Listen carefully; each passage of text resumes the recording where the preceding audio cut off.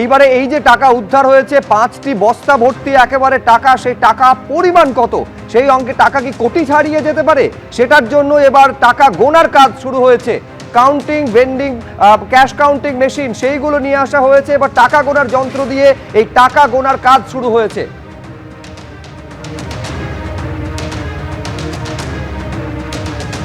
গতকাল আপনারা জানেন যে এই যে তৃণমূলের পুরপ্রধান 2022 সাল থেকে বাদুড়িয়া পুরসভার পুরপ্রধানের দায়িত্ব সামলাচ্ছেন, তার যে কম্পিউটার সেন্টার, সেই গোপন ডেরা থেকে 80 লক্ষ টাকা উদ্ধার করে পুলিশ।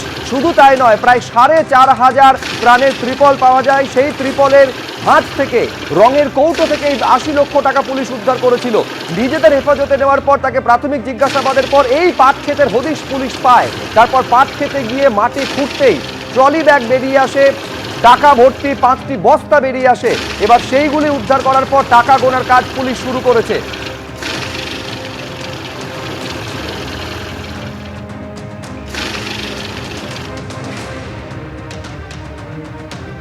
এই হচ্ছে সেই ট্রলি ব্যাগের ছবি আপনারা দেখতে পাচ্ছেন, মাটির নিচে লুকোনো ছিল এবং 5টি বস্তা উদ্ধার হয়েছে, যার মধ্যে টাকা ঠাসা রয়েছে। এখন সেই টাকার পরিমাণ কি কোটি ছাড়িয়ে যেতে পারে? স্থানীয় বাসিন্দারা বলছেন কয়েক কোটি টাকা এইভাবে তোলাবাজি করেছেন তৃণমূলের পুরপ্রধান। টাকার অঙ্ক কত সেটা জানার জন্য এবার টাকা গোনার যন্ত্র নিয়ে এসে গোনার কাজ শুরু করেছে পুলিশ।